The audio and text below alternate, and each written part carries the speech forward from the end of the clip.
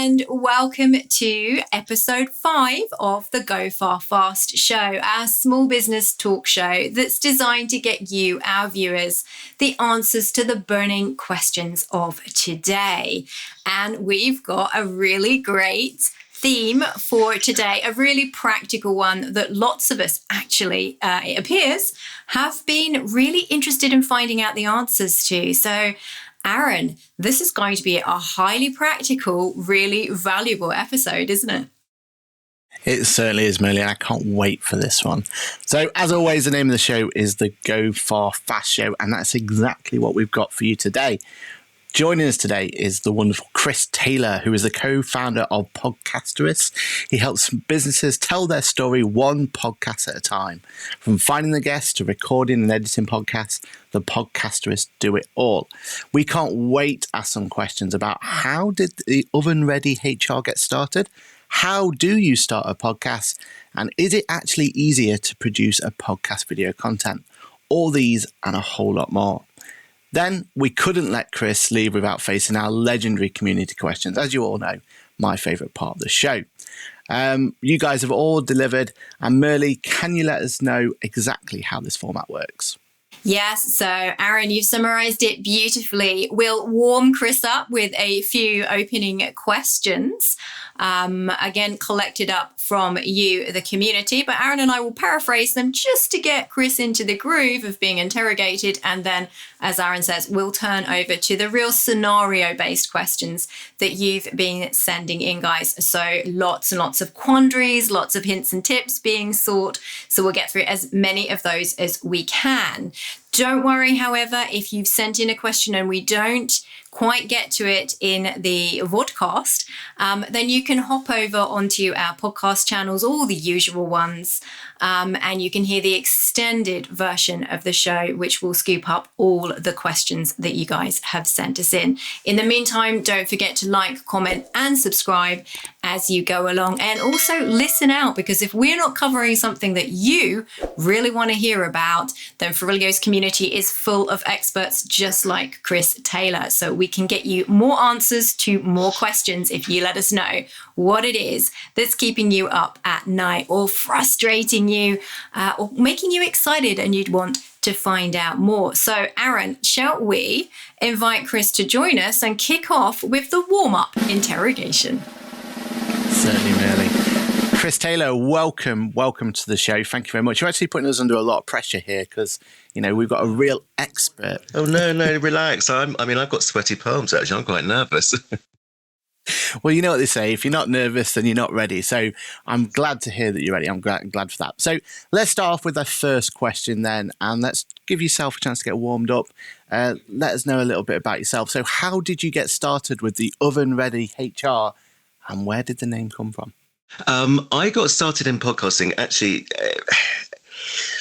Where did the name come from? Do you know what? The name came from that whole sort of Brexit debate about an oven-ready deal, and I kept hearing this term all the time, over and over and over again, and it actually drove me insane. And I quite like things that are oven-ready. I'm a, I sort of, people think that I'm a really good cook. Actually, I'm not a very good cook. I'm a very good sort of putting things in the oven and heating them up sort of person. So I thought, do you know what? I'm going to take oven-ready as a metaphor for the conversations that I want to have, and I want to have and deliver that. So I got into podcasting because, if I'm honest, I think I was a bit depressed, and I probably a bit of a frustrated journalist. I never really sort of took that part of my sort of career seriously, and I wanted to do something that I felt was creative. And actually having conversations with people, from all across the world, and different conversations, and people that I would never normally talk to, I found that a huge privilege, and it sort of really got me out of a bit of a sort of a sticky moment in life where I was beginning to look for a purpose and I couldn't find a purpose. And podcasting gave me that, and I've incredibly enjoyed the journey. I've loved it. I love podcasting. I love every second of it.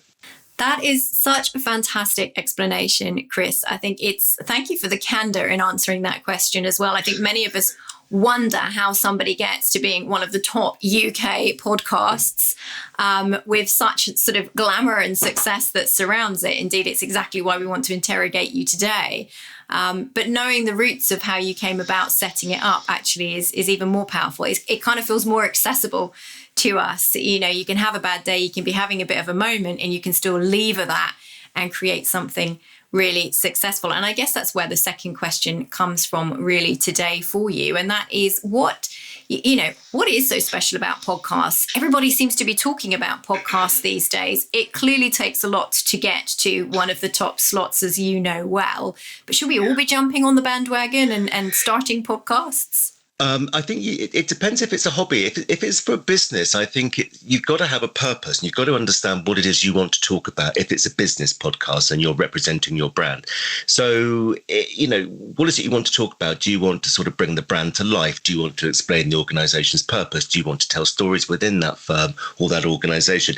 If it's a personal thing, as it was with me, I didn't set it up to be a business. I never did that. I actually set it up because I actually wanted to talk and I wanted to have a creative outlet. And if it's just a creative outlet that you're looking for to do, then that's fine. You can just jump straight in and get on with it. But if it's for a business or an organization, you've got to really work out what the purpose is and what the purpose, and what will the listeners get out of it. So if you can you've got to put them at the front of everything that you do, because if you don't, you'll just end up producing a show that actually it doesn't really have a purpose. It's a bit like, TV shows. Some of them work really, really well, and some of them just fall flat completely because they just don't know what they are. So if it's for a business, you've got to drill it down. You've got to be ruthless, and you've got to think about what is the purpose of this podcast. I think that makes a lot of sense, doesn't it? Because also, I suppose if you build the right purpose and you have a reason for people to listen, then that's going to build the community organically, isn't it? And that's what you get out of podcasting, isn't it? So the more purpose. I mean, I think what you can have is, you can have a really, really niche organization that probably has about 100 customers in the world. Maybe it's selling floor tiles to contact centers, whatever it is, it doesn't matter. But there will be probably a number of people that will be very interested in what you have to say. You don't have to have a huge show with 20 million followers and all the rest of it. If it meets the listeners, the niche that you've identified, and if it meets their needs, then you've got a really successful podcast on your hands. It's not about listener numbers.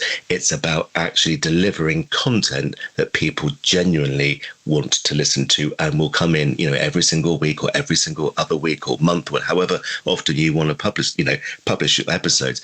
But it's got to draw people in. And if you do it with integrity and purpose, you'll have a successful show on your hands. Oh, that's great advice. I'm so glad you said that as well.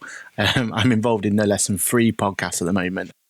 Definitely numbers. Yeah, the numbers are not what I want to be looking at the moment. So kind of using that as a subject for the next one then. So obviously we want to try and progress our podcast, we want to make it as successful as we can.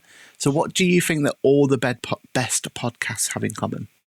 They put the listeners at the heart of every single episode that they produce. If I'm honest, I think they build a community with their listeners. They build real fans with their listeners, and I think they sort of share stories really, really well. So, but also, with my listeners is actually I'm increasingly, and I engage with them, and I ask them for story ideas. I ask them, actually, do you like the show? Can you rate the show? What don't you like about my show? What can I improve? What would you like to see more of? So I think the best podcast shows really, really, really engage with their listeners. And again, it's this back to purpose. They absolutely nail what they do, what it says on the tin. And if it's a true crime podcast, then talk about true crime, don't deviate too much. So I think, again, it's just bringing it back and being confident enough, because it does take a lot of confidence when you first start podcasting. I remember sitting there and I think, well, actually, is anyone ever going to listen to this? Does it matter? And when I had my first sort of, 2, 3, 4, 10 listeners, you get a buzz from that. But then you think, actually, is it going to go to 20? Is it going to go to 50? Will I get into 3 figures? So all of those things are really important. But the best thing is, or the most important thing, again, is to make sure that you are focusing on your listeners 100%. And I always think, for me, and the way that I do it, I'm in a pub. I'm in a West End pub. I'm outside. I've got a beer or a glass of wine in my hand. I'm having a conversation with someone and we're chilled out and we're relaxed. And occasionally there are other people that, standing outside too that we're talking to. It's just a fun conversation. And I think as long as it's enjoyable and it's fun and you get something out of it, then that makes a really great podcast. I think that's super advice. I think sometimes we overthink it. We try too hard, don't we? But Totally, that sort of relaxed totally. air. Remember, it's a conversation. Chris, I wonder if we can pick your experience as well. There seems to be a myth that, or maybe it's not a myth, that podcasts may be easier to do than videocasts or vodcasts, I think people call them in the know. Is that your experience? Is it easier to set up a podcast to do the sort of the video casting? Should we be going Spotify versus YouTube? What's your advice on that? Personally, I'm a bigger fan of podcasts than I am of video. I think video, you've got to, you've got location to think about, you've got angles, you've got this, you've got so many more complex things to go into it.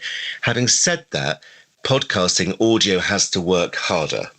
Okay, there is no visual stimulation. There's nothing to look at. There's nothing to see. So with podcasting, you've got to make sure that you've got really, really good audio, because if you don't, people will get really distracted. Because actually, if you've got sirens in the background, you've got mobile phone apps going off, or it's really just poor quality, then I think people will switch off. There's nothing to look at. But personally, I think, I'm a big fan of the spoken word, and and the fact is, I don't have to look at the screen. It can, if I'm going for a walk with the dog, I'm cooking supper, I'm in the bath, whatever it is, I can actually have this in my ears. And I love the versatility and the intimacy that podcasting brings. And you don't get that with video. You've got to watch it. It has your attention. It's like in the morning. It's like, watching breakfast TV or watching, listening to the radio. I'm going to listen to the radio 100% of the time. I'm not going to sit there and watch some, sort of dreadful sofa program from Manchester. I actually just want, I just want the information. I want it quick, but I want it in my ears and I want to be portable. That's what podcasting gives you. I think that's right, isn't it? Because I remember when I last went to get a car, I think one of my criteria was, can I listen to my podcast easily? Is it got the new way in which I can, while I'm driving along, I can switch between them? And that becomes such a vital part now, because podcast becomes part of your life, doesn't it? You know when they're released, and you kind of almost plan ahead for long commutes or whatever it's going to be, that you've got those podcasts ready. And I think that's so important, isn't it? And that's the difference between video content and podcasts, where video content is just normally it's just out, and you've got to you don't really set a schedule around it. But as an avid podcast listener, you want to get there, don't you? So with that in mind, because I know for me personally, because now I don't have that commute, I've lost that chunk of time that I used to dedicate to podcasting. So now I've got to kind of figure out what are my favorite podcasts and where I can fit them in and everything else. From your point of view, what are your favorite podcasts and why? I do like the true crime podcast. I really like a human interest story, but the ones I've got into recently is it's one by Jane Garvey. She used to be a presenter on Radio 4 Woman's Hour, and it's called Life Changing, and it's a really interesting show. And there's a particular episode, and it's an Irish chap, and he's got a gambling habit. And she talks about this extraordinary situation in which he finds himself, and he's gambled virtually all the money that he and his wife have. He's on his honeymoon and he can't sort of keep away from gambling. And he's at the hotel reception using their computer to put bets on. And occasionally he's really successful and makes a lot of money. Sort of £200,000-300,000 bet comes in and he makes it, but he loses it within about 5 hours again. And then he steals from his employer, and then he steals about 1.75 million euros or something like that, and he goes to jail. And that's an extraordinary story of a decline, really. But what's lovely about it is that there's a redemption to it. So now he went to jail. He apologized. He said sorry to everybody, and he's rebuilding his life. And he's sort of re-engaged with his daughter and his ex-wife and his family, and he's coming back from the other side. And I really like human interest stories like that. So that sort of thing is to me, I really enjoy listening, because actually I just enjoy that sort of redemptive story, and it's good for the soul. So I don't necessarily want to be sort of screamed at or shouted at in a podcast. I don't necessarily want to see any of that. I don't always want fun. Sometimes I just want to feel like I'm in the moment. Oh, that's absolutely brilliant. Well, I hope you like listening, Chris, because I think while Aaron and I have extra questions, we'll definitely be covering those, folks, in the extended podcast. Questions such as, how long should a podcast be? Do you need a series? All sorts of wonderful questions that Chris will be answering for us in the extended podcast. But in the meantime, it is time for Aaron's favourite part of the show, the legendary community questions. So, Aaron, buddy, you're first up. Do you want to kick off with the first community question that you've chosen for today? Yeah, definitely. So, Chris, we're going to start off with a nice one here. So, I'm a marketing consultant and I've been thinking about doing a podcast for a while. Highly recommend it. But I'm nervous about committing to it because I've never done something like it before, and it doesn't work. And if it doesn't work out, maybe it could damage my business reputation. Do you have any advice about how to get started? Nice, interesting question, that one, isn't it? Good question. Do you know what? Really easy answer. Do a pilot show. Okay, so set up a show, really good quality. Get it all. If you need to hire the equipment that you need to do, find a really interesting guest, find a really interesting topic, decide on your narrative, decide on the purpose, and have a pilot show. Okay, and feel confident about that, but do it really, really well. So the best audios and everything else, and then get it edited. Put some music to it, transcribe it, see what it looks like, see how it feels, share that amongst, your colleagues, share that amongst, trusted clients or people that you want to talk to or whatever. Get some feedback and ask people what they think of the show. And if you get obviously a positive, and generally I'm sure you will, if you get a positive response, and then you've really enjoyed doing it and you found the whole thing actually quite easy, there's your answer. Have a podcast. But I always go with a pilot show first. I'd always recommend everyone does it. And then see if you like it, see if you're comfortable. Because, you've got to find a host. And if you're not comfortable being behind the microphone, that's tricky to begin with. So you need to find someone who can tell stories and who can engage with a guest, or if it's a documentary, I don't know, whatever you want to do, but do a pilot show. I think that's cracking advice, and probably a very good advert for the podcasterists as well, Chris, because that's exactly what you do. So if you don't have the equipment, if you're not comfortable being the host, and many people who do podcasts and do it very well make it look very easy. It isn't easy. So great advert for you guys. Thank you. I know that wasn't deliberate, but anyway, are you ready for your next question? No, absolutely. No, not deliberate at all. But I mean, that is what I would do, but also produce something that you're willing to put out. Yeah. And it can be a standalone piece. It doesn't have to be some sort of great season of episodes. It can just be a standalone piece. But if you're going to do it with integrity. Yeah, and do it well. All right, so the second community question coming up, and I really like this one too. I hope you will as well, Chris. My friend and I are both in catering, and we had an idea for I love this because it just takes my mind to all sorts of places. Yeah. We had an idea for a podcast that we think is quite different and could be a lot of fun. I'm just intrigued already. I want to hear it already. But the question really is, how important, Chris, is the title of the podcast, and what's the best format for it? And also, bonus question, can we have some advice on how to market it so that people find out about us? That's $1 million question as well. Okay, so the first part of the question is, how important is the name? Was it? Yes. I think it's got to be catchy. I mean, I think you can agonize over things like brand names or show names, and I think that stops you doing it. I mean, you need to settle on something that I think is quite descriptive. So if it's in catering, or if it's, within a kitchen or chefing or something like that, then maybe, I don't know, you maybe have some sort of, link to that. I do think it's important, but I don't think it's the most important thing. But the other thing with that is then you need to design cover artwork. So actually, what does the podcast look like? That's really important too. So visually, how it looks, I think is, a lot of people will click on it if it's bright, it looks fun and it's modern and it's contemporary. So make sure that the cover artwork also represents what the show, what it is you want to be. So if you're going to be comedic and funny and amusing and tell all sort of interesting stories like that, then fine, then make it look funny, then make it look, like a jolly thing.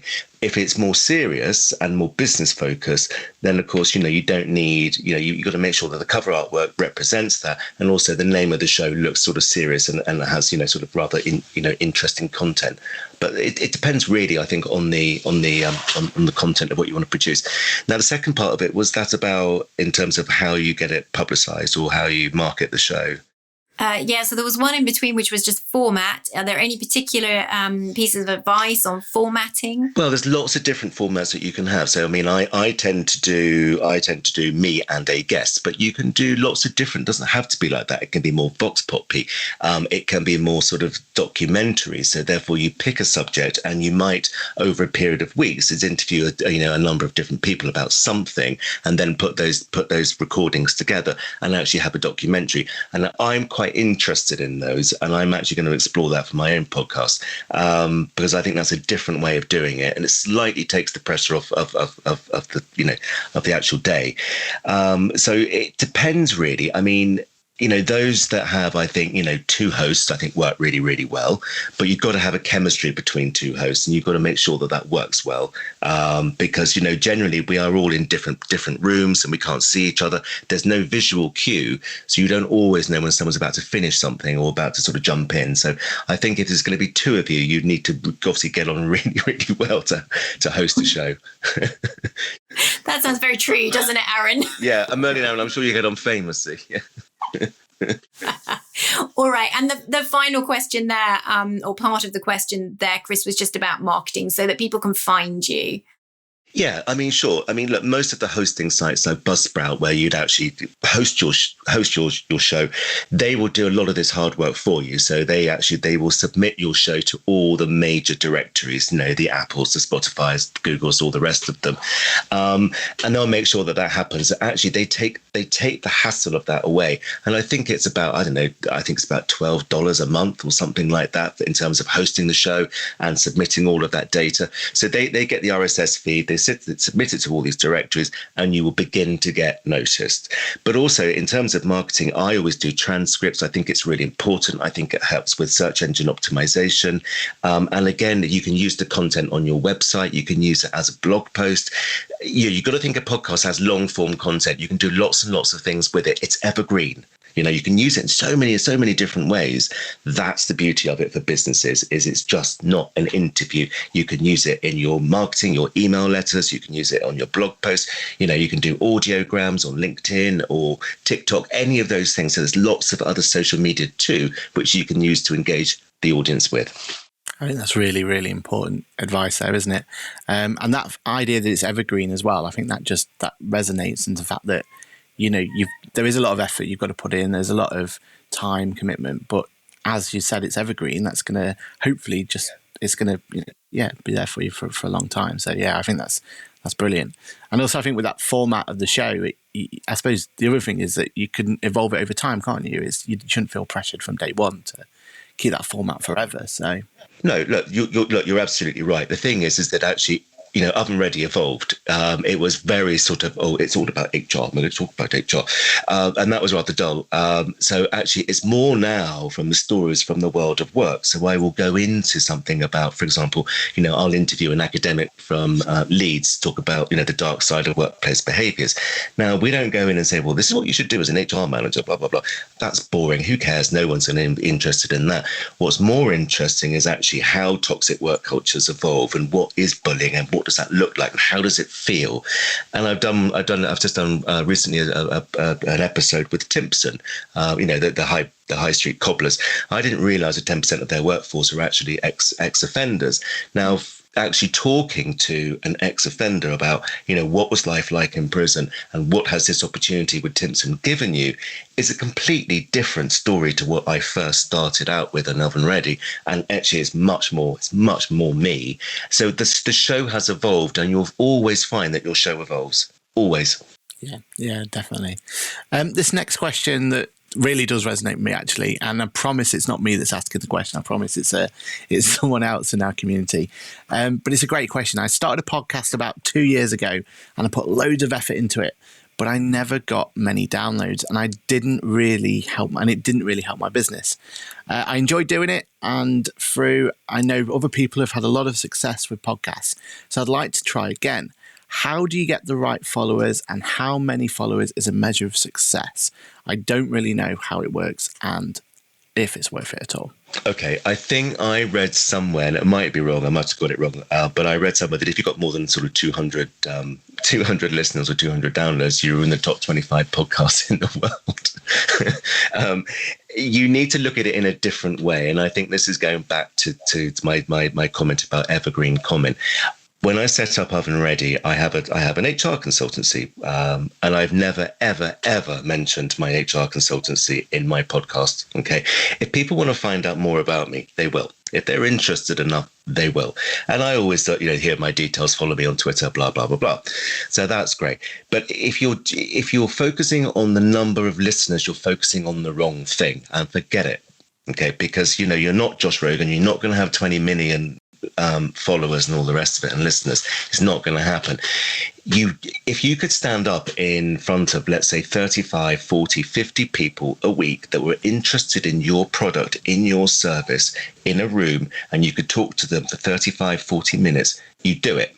So you've got to think about it in a different way. If you have 35, 40, 50, 100, 200 listeners a week, every other week, every month, whatever it is, those people are genuinely interested in buying from your organization, and they are fans of yours because you know what? They're tuning in week after week after week. You've got to think of that as that is your number that you're going for. You don't want 10,000 people who are not going to buy from you. You'd rather have 5 people who actually will ultimately engaged with your organization. So forget about listener numbers. Okay, this is long form content. It takes a lot of effort to have a podcast because you've got to think about how your narrative, your purpose, your guests, everything about it. It's going to take time. And actually what most people do is they record, let's say, a season, 6, 8, 10 episodes. Oh, we didn't have any listeners, so let's stop it then. No, we've got no business from it. That's the wrong way to do it. Wow. Well, that was really powerful and actually quite reassuring, I think, for many of us, Chris. Thank you. We've got time for one more question on today's standard show. So I'm going to grab it now. And then, folks, don't worry. Again, if we haven't got to your questions, you can pick them up on the extended podcast. So, Chris, drum roll. Here is the last one for the vodcast. And this is another one on a similar theme, actually. I've been trying to set up a podcast on my own, and I'm excited to do it. But the quality of the recording on I so relate to this. The quality of the recording on my laptop isn't that great. And I heard that if the recording isn't good quality, people won't listen to it. What's your advice on the best equipment for a podcast? And do you need any special hosting or editing software? Okay, right. First thing is, don't record on your laptop. It's the worst thing you could possibly do. Okay, because actually audio, as I said earlier, if it's just audio and it's just an audio podcast, then the audio has to work so much harder. And people are very unforgiving about, poor audio in their ears for 13, 40 minutes. It's not going to work, isn't it? People won't listen to it. So actually, get a USB, I use a USB mic. I think it's called a Rode. I think Rode are the brand make. It costs about 150 quid. It plugs in and it's almost studio quality. But also think about your room, think about where you're recording. So actually, if it's in a bedroom, that's fine. Lots of soft furnishings around, pillows, cushions, close the curtains, make sure everything is sort of rather, deadens the sound. It's really important that you have an environment that will work for you as best that it can if you're not in a professional recording studio. And you know what? I don't have a professional recording studio either. But it's really important to me that I think about my audio. So yeah, I wouldn't use a laptop if I could best avoid it. What was the other part? Sorry, what was the other part of the question? Do you need any special hosting or editing software? No, I mean, there's things like Audacity and GarageBand, which I think are free, which you can use. And I think they will give you a really good editing experience if that's what you're looking for. I mean, of course, there are other, more ones that you pay for, but they'll take they'll take a long time for you to get your head around. Whereas things like GarageBand, it's actually, it looks a bit frightening when you first start it, but actually when you get into it, it's not that bad in terms of editing. And again, things like Descript for transcriptions. I'm really big on recommending transcriptions of podcasts because again, you can do the audiograms from that, which you can use on other social media, and it's great for search, SEO sort of content and optimization of websites and things like that. So I would definitely invest in something like Descript as well. I think actually the free one, there is a free service, but GarageBand is not bad for editing. I think, for most people, it's perfectly fine. And it's free. That's really, really helpful advice. Thank you. And again, just to emphasize what Aaron said at the beginning and what we've touched on throughout the show too, the business that you've set up, the podcasterists can give this kind of consultancy advice. They can get people started. You can hold people's hands through the early stages of the process, and then maybe they can fly on their own. Maybe they actually retain you to support them, particularly if they're busy doing other things for their business. So you don't have to go it alone if you're really getting stuck. No, I mean, look, we can jump in and be fully on board, in terms of the guests and the narrative and everything, in terms of everything, even hosting the show. But actually, a lot of the work that we do is people phoning up and saying, look, can you give me some advice? Can I do this? Would you recommend doing that? And, often we get asked, often a lot about listener numbers, but also, what sort of format should we record a season? And actually, I think seasonal podcasts work really, really well. And you have you have a series of maybe 6 or 7 episodes or 8 or 10, whatever number you want, but it's a defined number, and then have a break and then see how it went, review it. Did it work? Did it do what it said we were going to do? Does it, what are the listener numbers looking like? Did they grow? Do it by season. So don't think actually we've got to keep on doing this week in, week out. Say, look, let's have 12 episodes, 10 episodes, see how we go. And we're very happy to help with that. Yeah, and I think that makes a really good difference. I mean, the point you made earlier about, you will evolve. I mean, Aaron, I think it's fair to say our show's evolved quite significantly. Season 1, we had very specific themes. We had very particular guests. Yeah. Season 2 is quite different.